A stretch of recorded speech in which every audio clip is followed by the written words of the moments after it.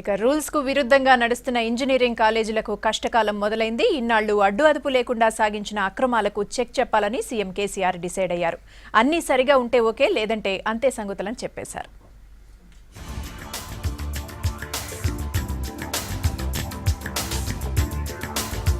Technical ఎడ్యుకేషన్లో quality పెంచేందుకు సర్కార్ చర్యలు స్టార్ట్ చేసింది. దీంట్లో భాగంగానే ఇంజనీరింగ్ కాలేజీలపై ఫోకస్ చేసింది. నిబంధనలకు అనుగుణంగా ఉన్న ప్రైవేట్ కాలేజీలను మాత్రమే ఫ్యూచర్లో కంటిన్యూ చేయాలని సీఎం కేసీఆర్ ఆర్డర్స్ ఇచ్చేశారు. నిబంధనలు పాటించని కాలేజీలను కొనసాగించొద్దని విద్యాశాఖకు తేల్చి చెప్పారు.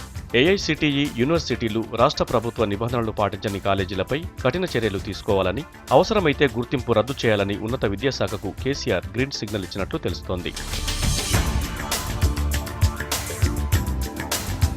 రాష్ట్రంలో 370 కాలేజీలుంటే 100 కాలేజీలు ఏఐసిటిఈ స్టాండర్డ్స్ ఫాలో కావడం లేదని కేసీఆర్ దృష్టికి వచ్చింది. గత ఏడాది టాస్క్ ఫోర్స్ నివేదికలో ఈ విషయం బయటపడింది. ఆ కాలేజీలను యాజమాన్యాలే మూసివేయాలి, లేదంటే గవర్నమెంట్ రికగ్నిషన్ రద్దు చేసే అవకాశం ఉందని తెలుస్తోంది. 150 ఇంజనీరింగ్ కాలేజీల విషయంలో ప్రభుత్వం నుంచి ఎలాంటి అభ్యంతరాలు లేవు. మరో 120 కాలేజీలు కొంతవరకు ప్రమాణాలు పాటిస్తున్నాయని, పూర్తి స్థాయిలో స్టాండర్డ్స్ ని ఫాలో అయ్యేందుకు కొంత టైం ఇవ్వడానికి ప్రభుత్వం సిద్ధంగా ఉన్నట్లు తెలుస్తోంది.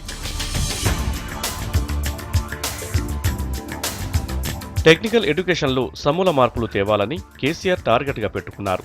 రాష్ట్రంలో ఇంజనీరింగ్ కాలేజీల పొజిషన్పై విద్యాశాఖ మంత్రి జగదీష్ రెడ్డితో కేసీఆర్ చర్చిస్తున్నారు. ఇక ఇంజనీరింగ్ కాలేజీల్లో తనిఖీల కోసం హైదరాబాద్ జేఎన్టీయూ కూడా టాస్క్ ఫోర్స్ని ఏర్పాటు చేసింది. రాష్ట్రంలోని దాదాపు 370 కాలేజీల్లో టాస్క్ ఫోర్స్ తనిఖీలు మొదలుపెట్టింది. నిబంధనలు పాటించకుంటే జేఎన్టీయూ అఫిలియేషన్ రెన్యువల్ చేయదు. ఎంసెట్ కౌన్సిలింగ్ లిస్టులో ఆ కాలేజీలను చేర్చారు.